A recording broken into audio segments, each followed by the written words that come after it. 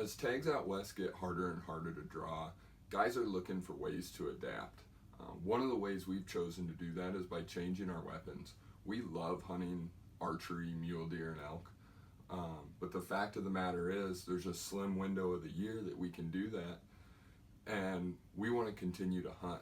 Last year, Jason drew a late season muzzleloader tag. We were ecstatic about it, and with Utah changing the laws, we were looking into how to get the most accuracy out of those guns.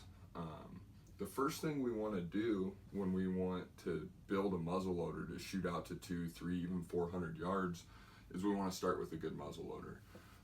Lots of companies in the last 5 or 10 years have done a really good job of building good and great muzzleloaders. CVA Accura series is an awesome gun to start with. Thompson Center builds the Bone Collector and the FX series. And then you have some premium muzzleloaders on the market as well. The next thing we want to do is we want to look at optics. And I cannot stress enough how important it is to put a good optic on your muzzleloader. If your muzzleloader hunt is the only hunt you're hunting all year and you've got a rifle with a great scope on it sitting in your safe and you put a clunker on your muzzleloader, it's not going to turn out well. These guns have a lot of recoil. We're hunting the same deer, the same elk that deal with the mornings and the nights and the low light conditions, and so only spending $100, $150 on a muzzleloader scope sometimes just isn't enough.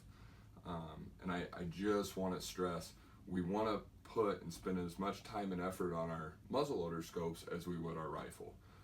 A lot of companies are marketing towards muzzleloader specific scopes.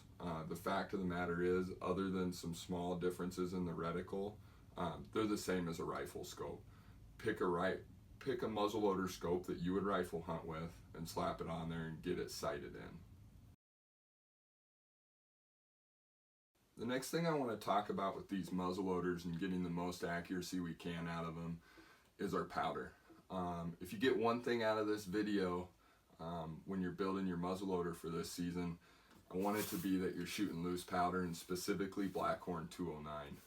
When I start looking at guns on the market, bullets, optics, there's a lot of good choices out there, and you could make one of 3 or 4 or 10 choices and make the right choice.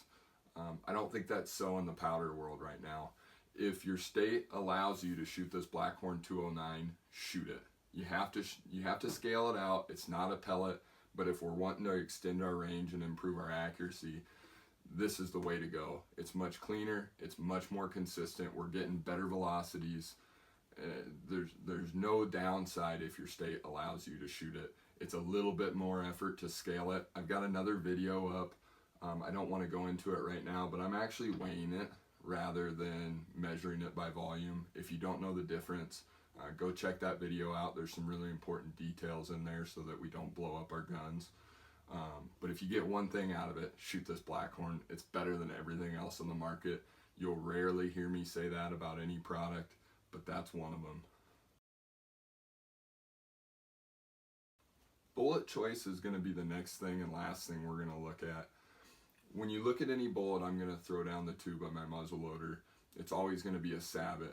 The reason being is a 45 cal bullet with a sabot is going to be longer and skinnier for the same weight.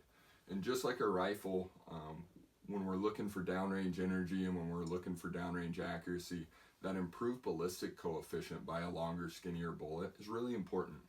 A lot of good bullets on the market right now. I shoot a 260 grain harvester. We use it mostly for deer. If I were going to go to an elk bullet, I might bump that up to 300. But for a good all-around deer bullet, or even shooting an elk at under 300 yards, that 260 is awesome. Barnes makes some really good bullets. Depending on your muzzleloader, they might be really hard to load. Parker makes some awesome bullets. They're ballistic extreme. I've tried through this gun. They shoot really, really well. There's a lot of good bullets out there. Try a couple different ones out, see which one your gun likes, and go with that, no different than a rifle. So, if you're trying to extend your muzzleloader range, we're going to start by putting a good optic on top of a good gun. We're going to start weighing our Blackhorn 209, shoot a good bullet and the proper primer, and there's no reason we can't get 1-inch groups or even better. I'm getting a little bit better than 1/2-inch group out of this one sitting in front of me, and hitting targets at 3 and 4 and even 500 yards is pretty doable if we put the same time and effort that we do into our rifles and into our archery equipment. I'm Corey here with Team Backcountry. If you have any questions, shoot them over to us. We love talking about this stuff. Thanks, guys.